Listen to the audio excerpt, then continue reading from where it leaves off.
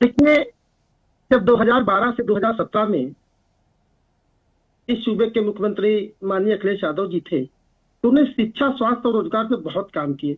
आप चाहे शिक्षा के क्षेत्र में देख लीजिए या स्वास्थ्य के क्षेत्र में देख लीजिए। उन्होंने वेदांता अस्पताल बनाया, आईटी हब बनाया, आगरा एक्सप्रेस वे बनाया, डायल 100 का काम करने का काम किया, 108 सेवा पे काम किया और हमारी 1090 कराने का काम किया।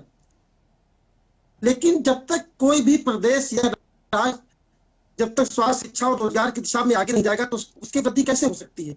जैसे अभी आप देख लीजिए, हमारे मुख्यमंत्री जी भी जीरो टॉलरेंस की बात कर रहे थे। अभी बहराइच में स्वास्थ्य विभाग में देखिए आप, एक सांड घुस गया। किस तरीके से स्वास्थ्य व्यवस्था चल रही। सीतापुर में एक अभी पुलिस की कस्टडी में हत्या कर दी गई। बलरामपुर में अभी आप देख लीजिए, एक बहन हमारी दिव्यांग महिला थी जिसके साथ 5-6 गुंडों ने बलात्कार करने की कोशिश की। देखिए, जब विजन 2047 की बात करते हैं तो जब इनकी सरकार 2017 से अब तक चली, उसकी बात क्यों नहीं करते। अभी आप देख लीजिए किस तरीके से 5000 विद्यालयों को बंद करने का काम किया। भाई, उन विद्यालयों में कौन लोग पढ़ते हैं? गरीब, मजदूर और दलित पिछड़े समाज के लोग पढ़ते हैं। अगर वो विद्यालय बंद हो जाएंगे तो हमारा देश कैसे बढ़ेगा? कैसे लोग आगे बढ़ेंगे? गरीब का बेटा कैसे पढ़ेगा? गरीब के बच्चे के पास इतनी फीस नहीं होती कि वो 5000 10,000 कॉन्वेंट विद्यालयों को फीस दे सके। अगर ऐसा होगा तो देश और प्रदेश कैसे बढ़ेगा? ठीक है, लेकिन आपको ऐसा नहीं लगता कि जितनी बातें हो रही हैं या एक आने वाले 2047 की जो बात होती है, विकसित भारत के संकल्प की हम बात करते हैं और जाहिर तौर पर जहां बात भारत की हो जाएगी वो एक विजन अलग हो जाता है, लेकिन समाजवादी पार्टी सिर्फ सत्ता की चाहत रखती है, विकास से उसका कोई सरोकार नहीं है। ये सारी बातें बहुत बड़े प्रश्न खड़े करती हैं और ये समझिएगा, ये बयान और ये बातें और ये एक नैरेटिव भले ही वो बनाने की कोशिश हो या ना, लेकिन फिर भी 27 में तो सर एक रूपरेखा तो अभी से तैयार हो रही है। जो भी बयान आएगा, जो भी मुद्दों पर बात होगी, ये इफेक्ट डालेगा वहां। देखिए, भारतीय जनता पार्टी 2047 विजन की बात करती है, लेकिन उसने जमीन में क्या काम किया? आप 2017 के बाद से आप लखनऊ की बात कर रहा हूं, एक अस्पताल बनाया हो तो बता दीजिए, एक विद्यालय बनाया हो तो बता दीजिए। अखिलेश यादव जी का जो मेट्रो बना था उसके बाद अगर 1 इंच मेट्रो भी कहीं बना हो तो आप बता दीजिए। भारतीय जनता पार्टी सिर्फ बातों की राजनीति करती है और आपस में धर्म बांटने का काम करती है। चलिए, गौरव जी जुड़े हमारे साथ।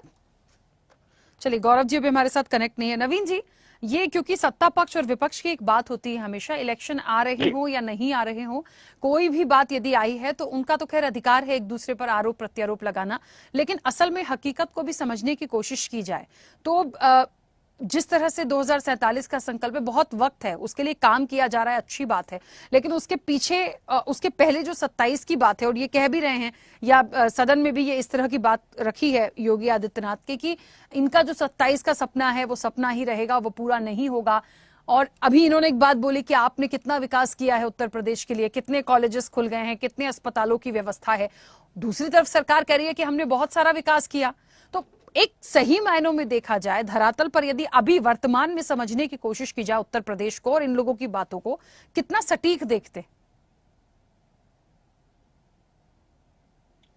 देखिए, 2-3 चीजें हैं। सबसे बड़ी चीज क्या है कि जो विकास के कार्य बसपा में हुए उसके बाद सपा में हुए, निश्चित तौर पर उतने अनुपात में विकास का कार्य नहीं दिखाई देता उत्तर प्रदेश में। ये कड़वी सच्चाई है, इसको तो स्वीकार करना पड़ेगा।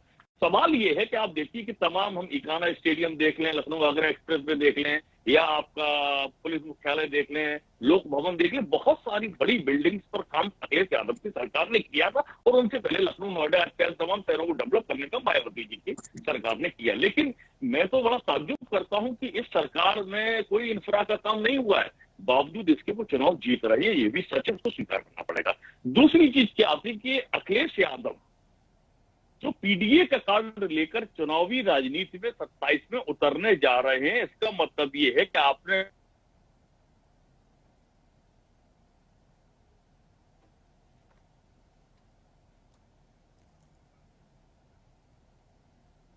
नवीन जी, आपकी आवाज ब्रेक हो रही है, मुझे सुन पा रहे हैं? प्लीज अपनी बात रखिएगा। मैं डायरेक्ट उससे कनेक्ट कर लेता हूं। मैं डायरेक्ट